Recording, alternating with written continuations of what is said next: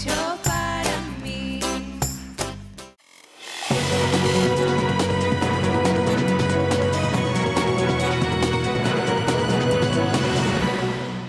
En esta oportunidad vamos a hablar del dominio propio.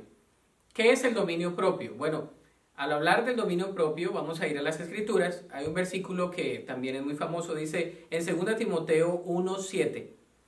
Porque no nos ha dado Dios un espíritu de cobardía, sino de poder, amor y dominio propio. El dominio propio también es conocido como el autocontrol. Es la capacidad de poder controlarnos a nosotros mismos. Hay algunos que han dicho que el peor enemigo del hombre es el mismo hombre. Es decir, muchas veces tú eres tu peor enemigo. Tú eres tu peor consejero. Tú eres tu peor maestro. Y muchas veces eres la peor persona que puedes pensar que no puedes llegar a ser, porque lo eres. Y eso tiene que ver con el dominio propio. ¿Cómo nos controlamos? ¿Qué es lo que podemos hacer para autocontrolarnos? Y aquí dice la palabra de Dios que Dios nos ha dado un espíritu que no es cobarde. Dice, no es de cobardía ni de temor, sino de dominio propio. Entonces, el Espíritu de Dios nos habilita para poder controlar lo que nosotros no podemos controlar por nosotros mismos. Hay una historia, en la historia de Estados Unidos, por ejemplo, la enmienda número 18 de la Constitución de los Estados Unidos prohibió las bebidas alcohólicas en 1920. Pero la enmienda número 21 revocó dicha enmienda después de 13 años. En otras palabras, la prohibición de la legalización del alcohol falló. Ese ejemplo en la legislación enfocado en la moralidad probó que el alcohol no es el problema, como no lo es el sexo, como no lo es, ¿verdad?, tampoco las cosas semejantes a ellas. El problema es el abuso y el problema es hacerlo fuera de la voluntad de Dios. Ese es el problema, el autocontrol. La Biblia afirma que el dominio propio, el autocontrol, no puede ser legislado. Es decir, no hay ley que nos pueda legislar humanamente el dominio propio. Por eso necesitamos a Dios que nos controle. Necesitamos el Espíritu Santo de Dios que nos ayude a controlar nuestra vida. ¿Cuántas veces has querido decir cosas y has querido controlar cosas que después, haciendo un análisis, dices, pero ¿por qué lo hice? ¿Por qué lo dije? ¿Por qué fui? ¿Por qué hice lo incorrecto? ¿Por qué no me pude dominar? ¿Por qué no pude dominar mis acciones, mi lengua? Y eso habla del dominio propio, eso habla de los límites. ¿Cómo podemos construir el dominio propio? Primero, la palabra de Dios nos habla que necesitamos el Espíritu de Dios. Necesitamos conocer el Espíritu Santo de Dios que venga a vivir en nosotros para habilitarnos y poder entonces controlar lo que nosotros no podemos controlar.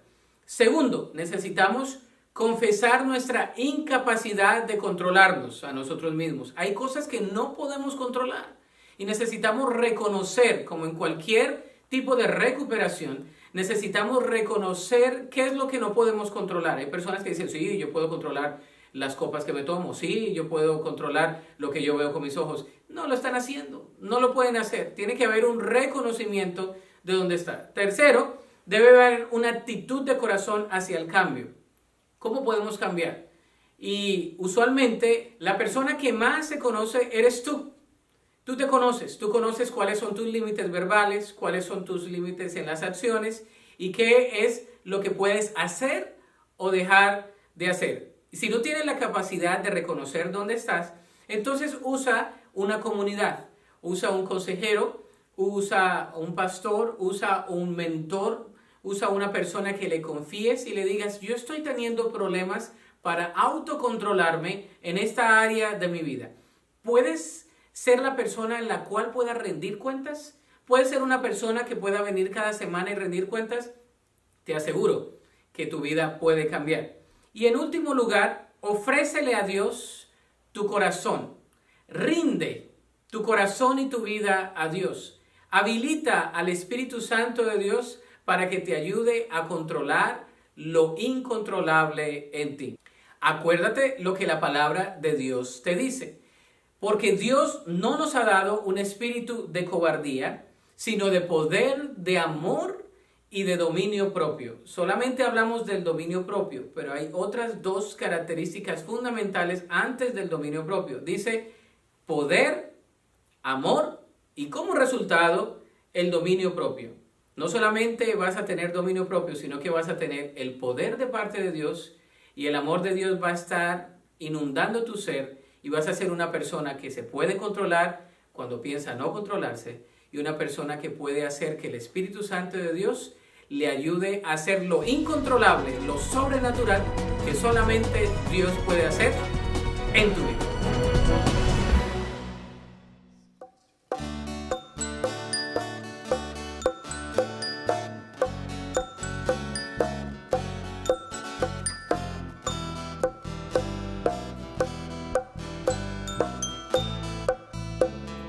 Dame una fe sencilla, como risa de niños cuando juegan, como gota de rocío que se rueda, como cruz de rústica madera.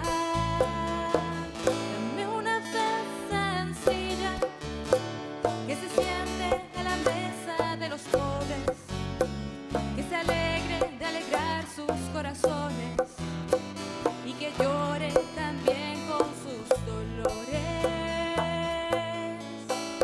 Una fe así, parecida a ti, sencilla como fue a la tierra tu venida, como fueron tus historias campesinas, como fue tu hogar en Palestina. Dame una fe sencilla para curar con esperanza la tristeza, para cantar por el perdón en esta guerra, para avivar el pábilo que humea. Dame una fe sencilla que no le da espacio a la mentira y que no logra acomodarse a la injusticia y que no calla lo que sabe que da vida. Una fe así, parecida a ti, sencilla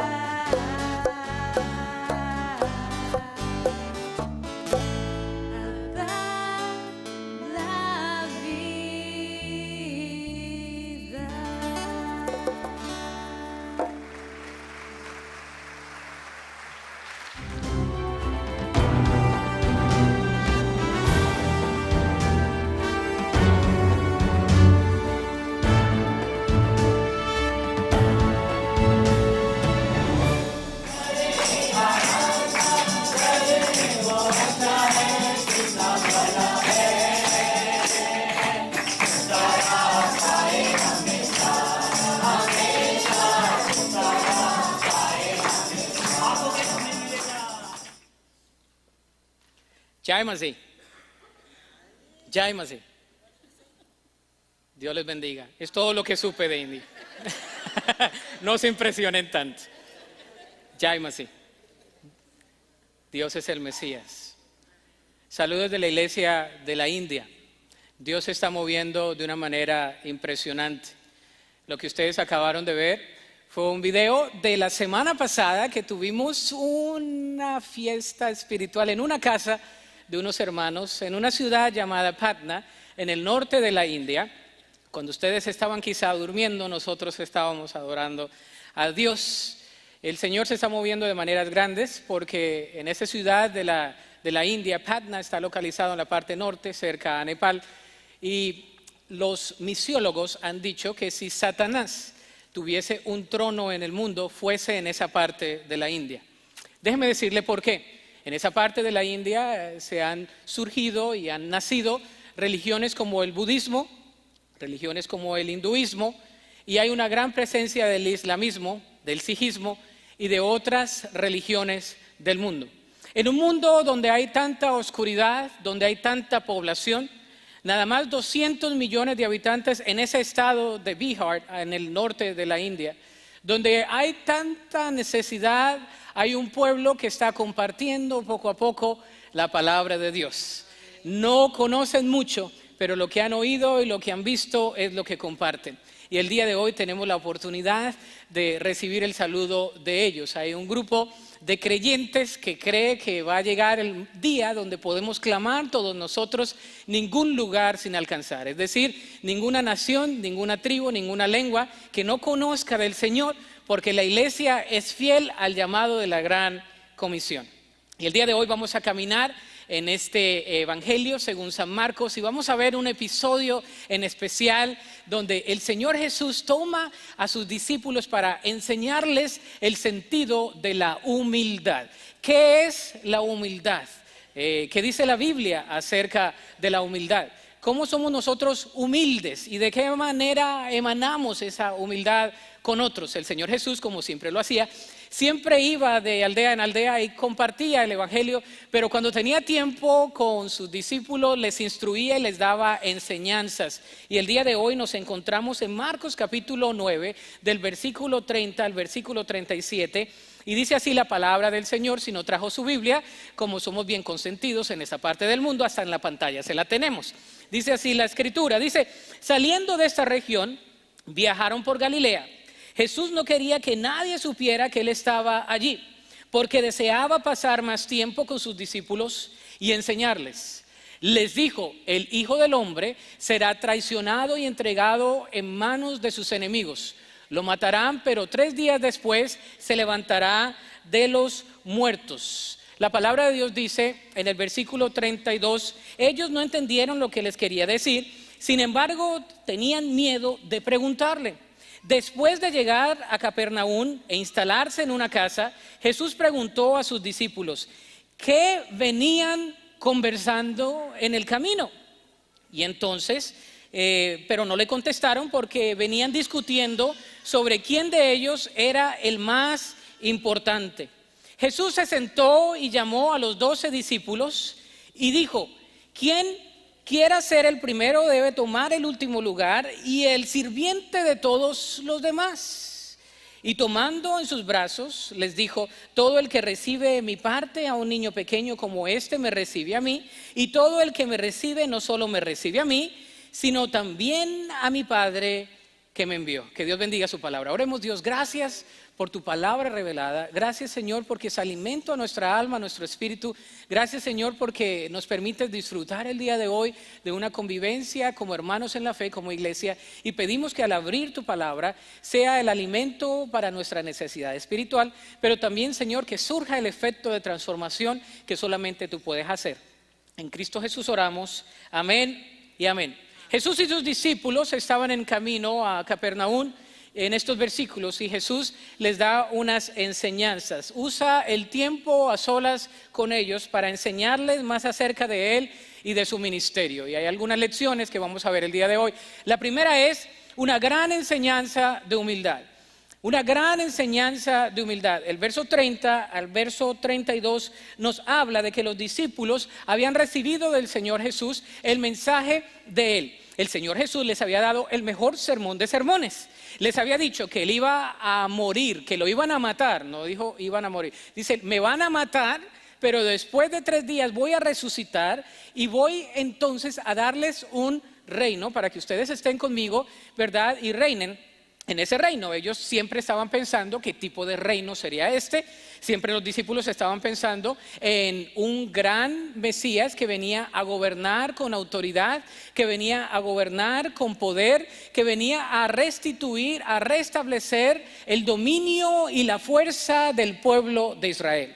La idea de un Mesías sufriente y de un Mesías sirviente y de un Mesías humilde era una idea abstracta para los discípulos. Y los discípulos entonces estaban allí recibiendo esa lección que se resume en las siguientes palabras: tenemos que morir para vivir. En la vida cristiana tenemos que morir para vivir. Tenemos que morir a nuestros intereses, tenemos que morir a nuestro orgullo, tenemos que morir a nuestra idiosincrasia, tenemos que morir a muchas tradiciones, tenemos que morir a la manera de pensar para que podamos vivir en la vida que Cristo nos da. Y la pregunta el día de hoy es, ¿estamos dispuestos a someternos a la autoridad de Jesús? Si Jesús es el Rey de nuestra vida, ¿estamos dispuestos a someternos a la autoridad del Rey? Los discípulos todavía no entendían que el Señor Jesús les hablaba que el propósito de su vida era no venir para ser servidos, sino para servir y para dar su vida en rescate por muchos. Es decir, la idea de un rey sufriente no encapsulaba en sus mentes. Efesios capítulo 2 nos dice que no es por obras para que nadie se gloríe. Corintios nos habla también de que no hay nada que podamos hacer. Gálatas nos habla de eso. Todas las epístolas paulinas nos hablan de que el hombre no puede llegar a Dios por su propio esfuerzo. Es más, todas las religiones del mundo siempre quieren placer a Dios con esfuerzos. Los hinduistas quieren tener sus ritos. Visité a algunos de estos templos, visité a uno de estos templos de los hindús, y ellos llegan con su ofrenda de flores, se quitan los zapatos al entrar y están haciendo una fila larga para poder llegar a traer ofrenda a diferentes dioses, porque tienen una cantidad de dioses, y cada uno de ellos con una devoción viene a entregar esa ofrenda, y el sacerdote les entrega otra ofrenda floral a ellos que les cae aquí en su cuello, y ellos siguen y van a hacer una lectura y comienzan a orar, se arrodillan, y yo digo, wow, ¡qué devoción! Están erróneamente devotos a un Dios que no es verdadero, pero a veces, con todo respeto, tienen más devoción que nosotros los creyentes. Vamos a la iglesia. ¿A qué horas es, hermano? A las 12:30. No, llego por ahí cuando pueda. Vamos a traer ofrenda. No. Las cosas, la gente es devota a lo que cree, tiene pasión, tiene entrega, y aunque adoran a otros dioses, ellos entonces cuando vienen a Cristo, tienen un deseo de servirle. Estamos dispuestos a rendirnos al Señor. Si yo puedo resumir este viaje de lo que vi en los creyentes, de los pocos creyentes, pero en números son bastantes, pero porque hay tanta población en la India, parece que no fueran muchos. Pero hay un movimiento de los últimos 7 años que han bautizado alrededor de 1 millón de personas en la India, en una nación donde hay tanta población. Parece ser que no es mucho, pero ellos tienen la pasión de obedecerle al Señor. Y si pudiera yo resumir en 2 palabras, sería dependencia y obediencia. Diga conmigo, dependencia y obediencia. Obediencia a la gran comisión de compartir el evangelio.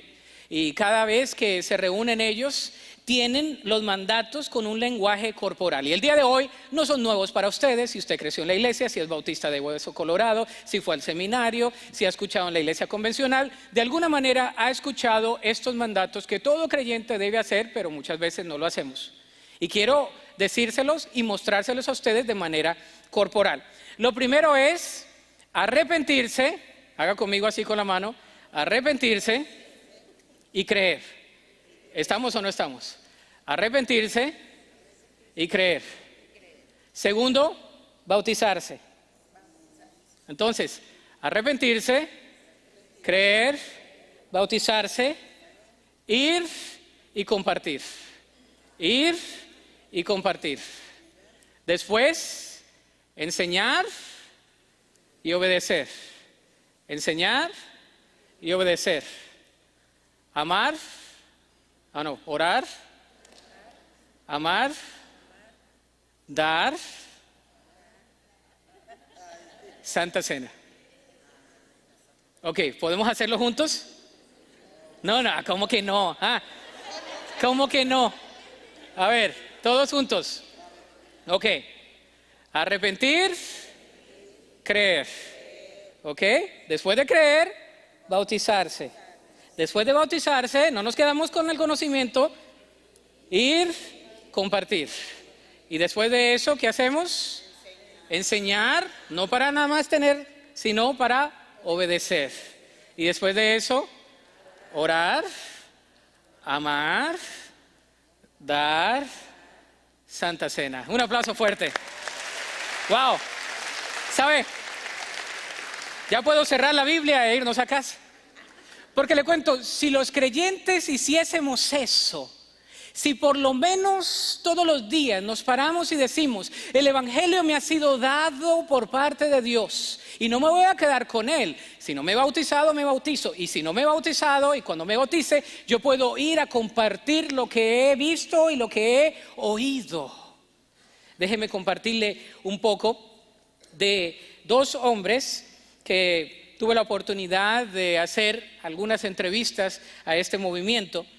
Y el Señor Jesús, cuando habla de humildad, habla de que el camino para la humildad es el servicio. The pathway to humility is service, ¿verdad? Es el servicio. No hay manera de que nosotros podamos ser humildes sin servir.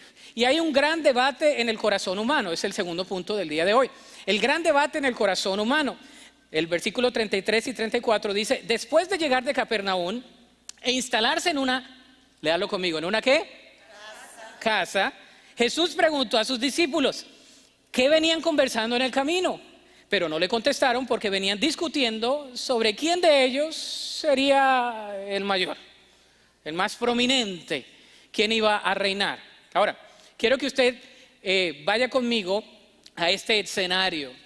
El Señor Jesús les acaba de dar el mejor sermón, les acaba de mostrar el amor suyo, les dice que va a morir por ellos en la cruz, que va a resucitar, que ellos van a tener una vida eterna. Y lo único que estos ingratos piensan es en cuál va a ser la posición en el reino cuando Él esté reinando. Lo único que estos discípulos están pensando después de la exposición abrumadora, extravagante del amor de Dios, de Jesús, que va a morir por ellos, es ¿y cómo nos va a tocar a nosotros la tajada? ¿De cuánto estamos hablando? ¿Quién va a mandar? Porque a todos nos gusta mandar, ¿no? A todos nos gusta que nos sirvan, ¿no? ¿Sí o no? Nada más en la India, acá no pasa.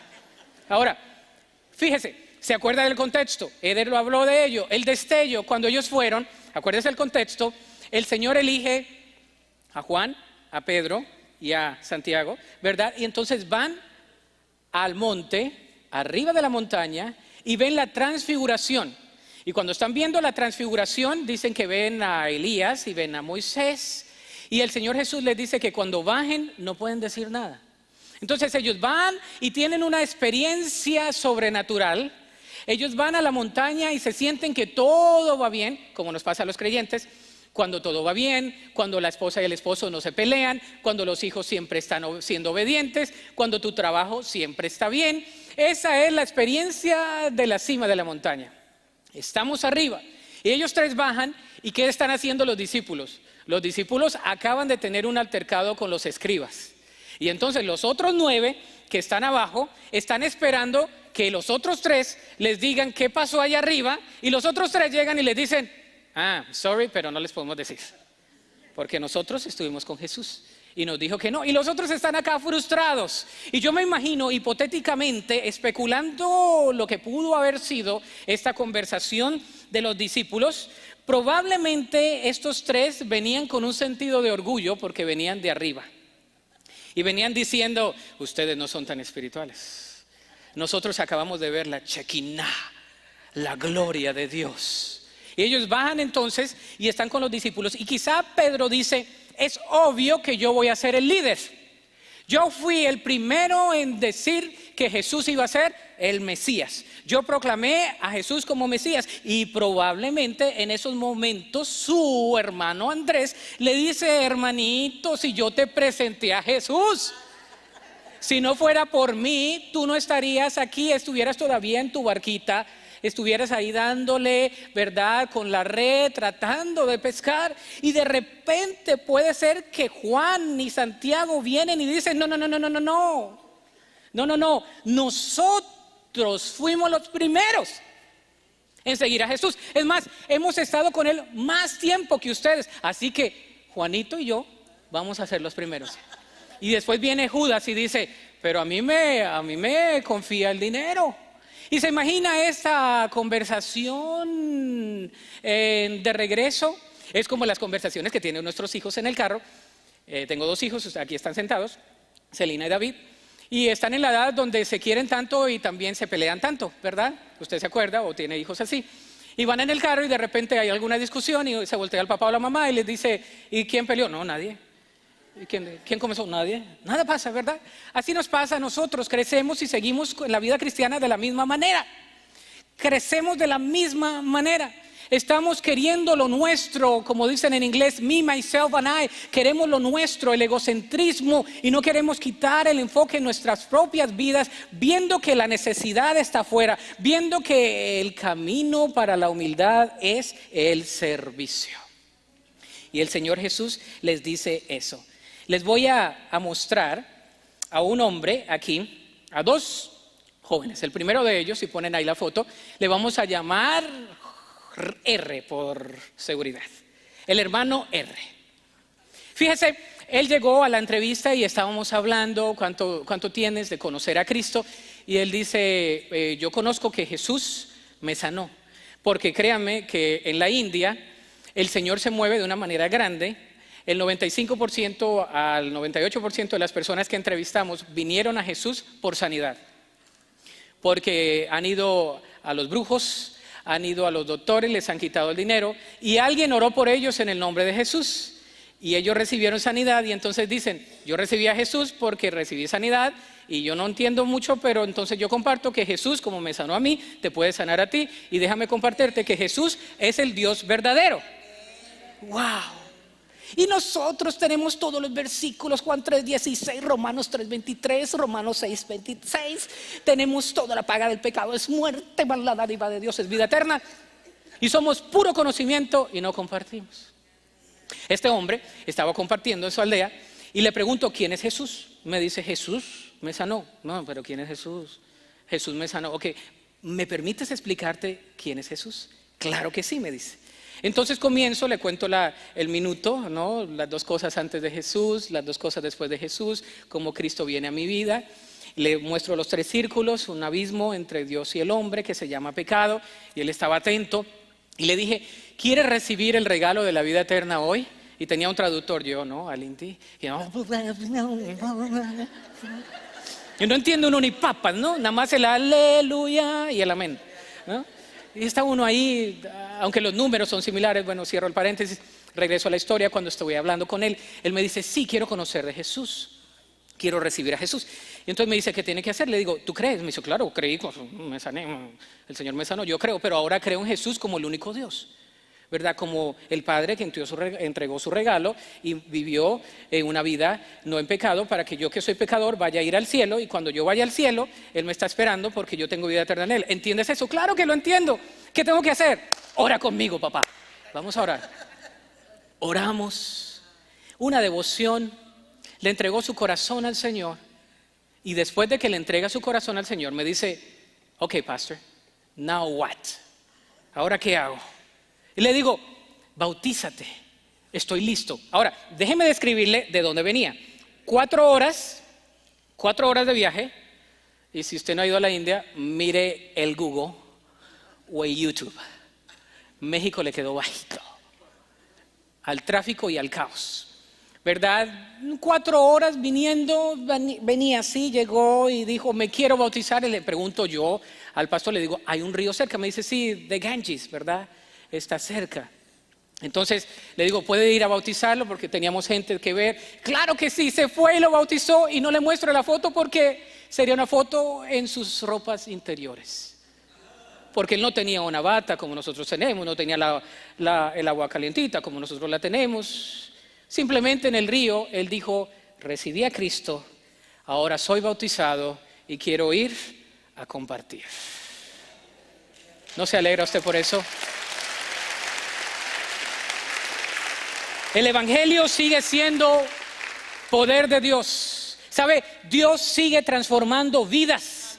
En la China, en la Quinconchina, en la India, donde usted sea, usted y yo podemos compartir lo que hemos oído y lo que hemos visto. Y a veces no somos tan pragmáticos para compartir del Señor.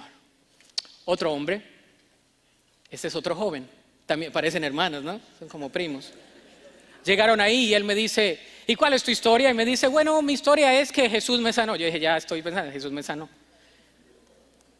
Para los que teológicamente a veces no creen en la sanidad, Dios a veces se manifiesta de diferente manera, todo para traerle la gloria a Él, para que su nombre sea conocido. Pero ahí vimos todo eso, yo me quedé, wow, el Señor manifestándose. Pero le dije, ¿quién es Jesús?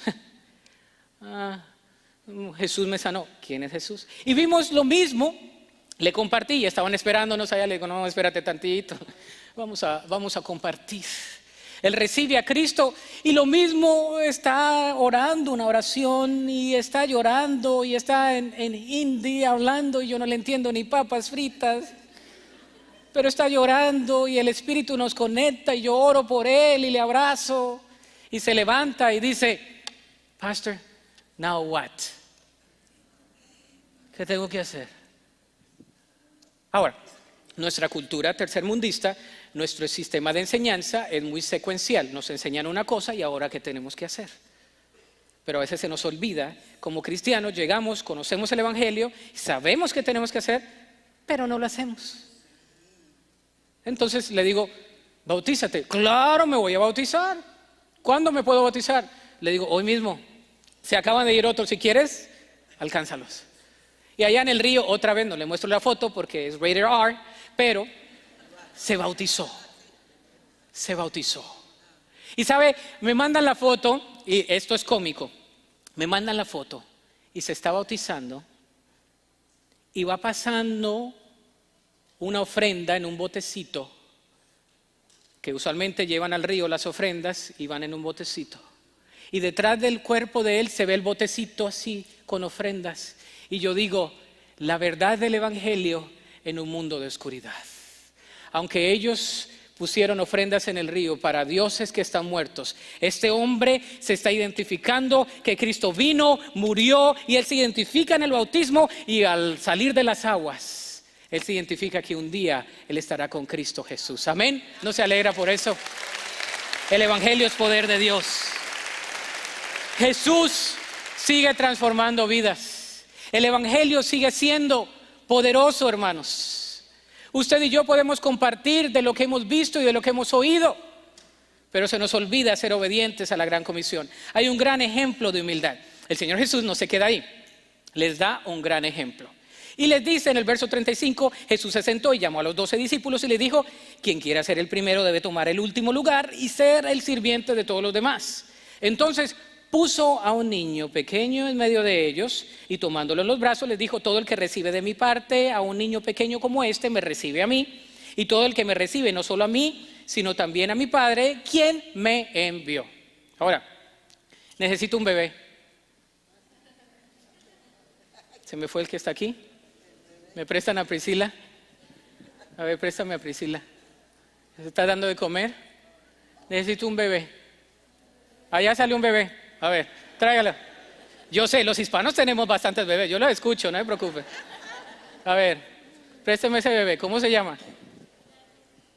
No lo escuché, pero bueno. ¿Eric? Derek. Ok, Derek. ¡Ay, Derek! Mira, aquí está Derek. Un aplauso para Derek.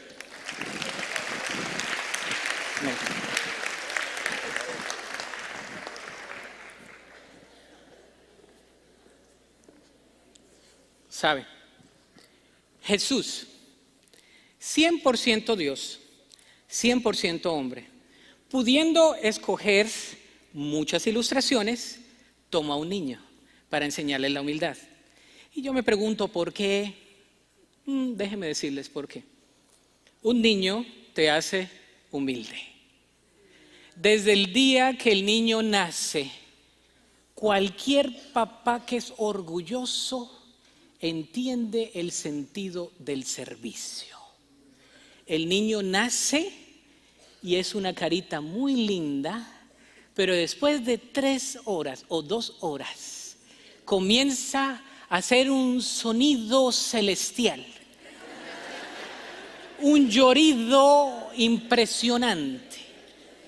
El niño, si usted, como usted fue primíparo, al igual que yo, cuando mira a su primer hijo, yo miré a Celina y me tocó cambiarla la primera vez.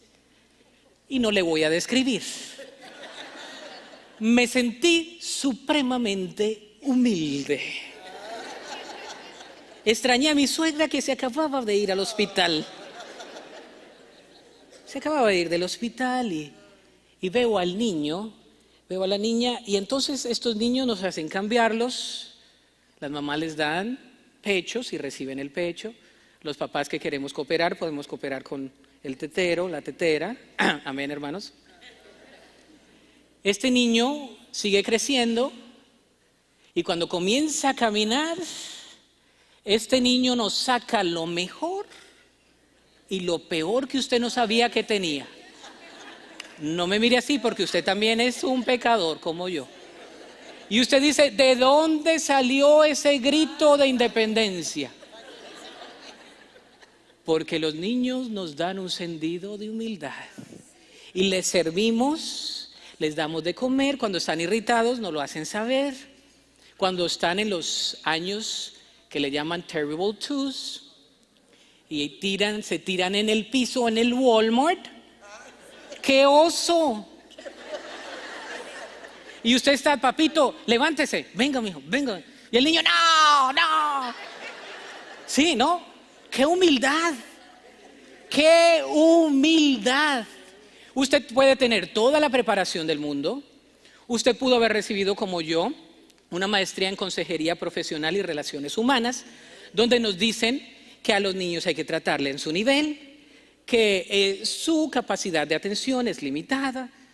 Toda la teoría no sirve muchas veces. Es difícil que te pongas al nivel de ellos, que los mires con palabras de afirmación. Les sé todo eso, hermanos, se lo puedo dar. Pero los niños nos sacan de nuestras casillas.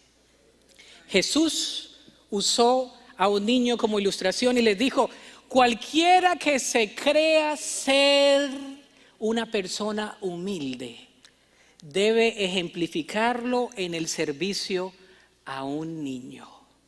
Porque un niño no nos da posición, un niño no nos da estatus, un niño no nos da a ninguno de nosotros ningún título, sí, el título de mamá y de papá, pero estoy hablando a los ojos del mundo. Un niño nos hace humildes. Este niño crece, va a ir a la escuela, se va a graduar, después va a ser teenager, adolescente, y ahí está el papá y la mamá sirviendo. Se van a la universidad y el papá y la mamá pagando. Se van a casar y el papá y la mamá que tienen que cooperar también. Se casan y como quiera llegan los nietos y nunca deja usted de servir. Eso fue lo que dijo Jesús. ¿Sabe? El cristianismo lo hemos complicado mucho, hermanos. Jesús usó ilustraciones para predicar muy fáciles. ¿Sabe? Para los que les gusta el griego, la palabra que se usa ahí, doctor Julio, es la misma que se usa para los diáconos. El que quiera ser el primero, tiene que ser el postrero, tiene que servir. Y la otra connotación que tiene esa palabra es la palabra hospitalidad. La hospitalidad en ese tiempo, en el tiempo de Jesús, era muy grande. Se tenía que ser hospitalario, es decir, cuando llegaba algún tipo de visitante, usted tenía que servirles. El que quiere ser el primero, debe ser el último. Y debemos tener el sentido de un niño pequeño, de poderle servir, porque este niño no se puede limpiar por sí mismo, no puede comer por sí mismo aún, necesita ser servido. Y antes de que comience a llorar, se lo regreso a su mamá. Un aplauso fuerte.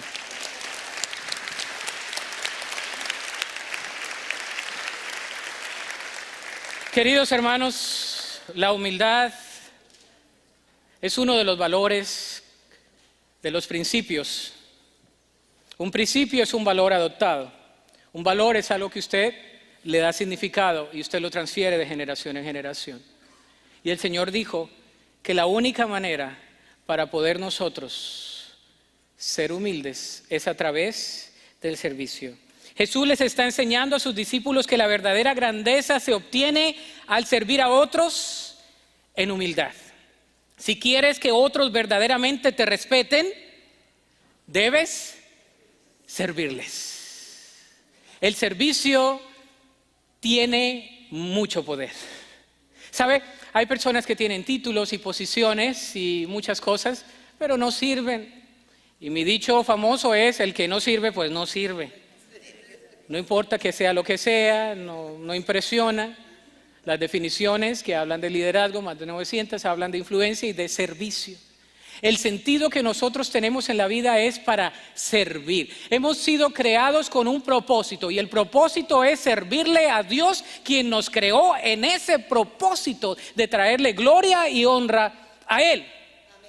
Y todos nosotros tenemos capacidades, tenemos dones y talentos que podemos rendir al propósito de Dios, de la gran comisión. Recibir el poder de Dios, ser hospitalarios, servir con nuestra vida. Al servirle a Él, le servimos al Señor. Piensa por esto en un momento. Las personas que están ahí, los discípulos, están pensando: ¿por qué Jesús me está diciendo esto a mí? He andado con Jesús, he renunciado a mi vida antigua con Jesús, y Jesús me trae a un niño y me muestra que debo tener la actitud para servirle a un niño. Jesús, come on, Jesús, ¿por qué me estás diciendo eso? Y Jesús les dice: si ustedes quieren reinar conmigo, no van a reinar de la manera que piensan. Ustedes piensan que van a tener posiciones, pero yo les digo, en el reino de los cielos la matemática es diferente. En el reino de los cielos, el que es el primero debe ser el último, y el que quiere tener autoridad debe servir. Y la pregunta del día de hoy es: ¿cómo podemos servirle al Señor? El Señor Jesús le sirvió a las personas que nadie le quería servir. Le sirvió a la hija de Jairo, le sirvió a los leprosos, le sirvió a los endemoniados, le sirvió a una prostituta, le sirvió, ¿verdad?, a personas que estaban apartadas por la religiosidad. Y en esos momentos, a las personas que rechazaban el evangelio, el Señor les vino a servir a aquellos que verdaderamente le recibieron, porque a los suyos vino y los suyos no le recibieron. El día de hoy quiero que usted recuerde que el Señor Jesús, aún los discípulos siguen andando con Él, ¿no? Los discípulos siguen andando con Jesús. Pasa lo del niño y todo eso. Llega la noche antes de morir y todavía no agarran, no les cae el 20, como dicen ustedes. Y el Señor Jesús les llama y les da su último discurso. Juan capítulo 13, léalo, está ahí en la Biblia, no me lo estoy inventando. El Señor viene y les dice, ¿y saben lo que hace el Señor Jesús? Les lava los pies. Ay, Dios mío, imagínense, stinky feet. En la India caminan descalzos y en todo lugar donde entran descalzos. Comen con la mano derecha, ¿verdad? Y hacen la mezcla ahí. Y estamos todos los de este lado como viendo, y van a comer con, ¿va a comer con la mano? Sí, va a comer con la mano y va a comer sabroso. Así que los hijos a veces que no quieren agarrar los cubiertos hay que llevarlos a la India, estarían éticamente apropiados ahí. Pero comen con la mano y ahí comen con una solicitud, con un corazón de agradecimiento al Señor. Y estos hombres y mujeres que han recibido el evangelio comparten diariamente. Y la pregunta del Señor Jesús a ellos fue: ¿quién es el primero? El que quiere ser el primero debe ser el último. Lavando los pies de sus discípulos les ejemplificó cuál era el servicio verdadero, porque el que quiere ser el primero debe servir. Y yo creo que en esta iglesia hay personas que sirven. ¿Amén?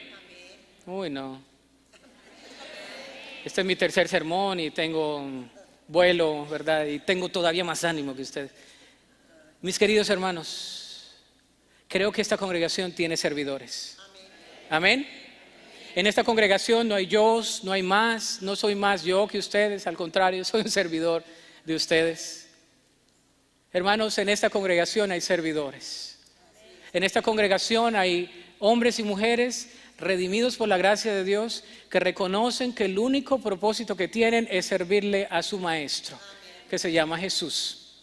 Y ahí donde usted está, en su casa, en su oficina, en su trabajo, en su negocio, en su escuela, ahí donde usted está, usted y yo estamos llamados a emular, a radiar la luz de Cristo.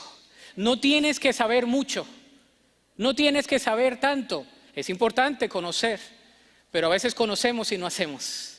Y tenemos que hacer y conocer también. Así que el día de hoy les invito a hacer eso. Durante la guerra de revolución, el general George Washington caminó a un grupo de hombres que estaban tumbando un árbol. Estaban a punto de terminar ese trabajo, pero les faltaba un poco de fuerzas. Y parecía que solamente un hombre pudiese hacer la diferencia. Le llamaron al comandante que estaba a un lado y el comandante dijo, no voy a ayudar. Washington fue y le dijo, ¿por qué no vas a ayudarles? Y él le dijo, yo soy el comandante, yo solamente doy órdenes y ellos trabajan.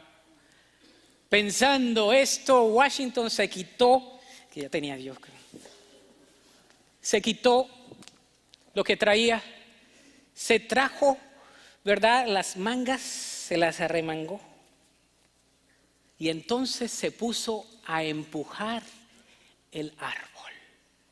Y al terminar, los hombres le dicen a Washington, ¿dónde lo podemos encontrar? Y él les dice, en la cabaña del general, porque el que no sirve no puede mandar. ¿Estamos nosotros dispuestos a servirle a Cristo? ¿Estamos dispuestos a seguir a nuestro comandante en jefe? Si usted está dispuesto, le voy a pedir que se ponga sobre sus pies en esta tarde. Y sabe, vamos a terminar este sermón, no se ha terminado el culto, no se vaya. Vamos a terminar hablando de aquellos mandatos simples pero a la vez profundos que la iglesia debe responder. Y lo vamos a hacer todos de pie, no importa quién está al lado. Acuérdese que debemos primero arrepentirnos y creer. Arrepentirnos y creer. Segundo, ser bautizados. Después, ir y compartir. Enseñar para obedecer. Orar, amar, dar. Santa Cena, que es compartir. ¿Lo podemos hacer todos juntos otra vez? Arrepentirse y creer. Bautizarse. Ir y compartir. Enseñar para obedecer. Orar, amar, dar y Santa Cena, que es compartir. Un aplauso fuerte al Señor.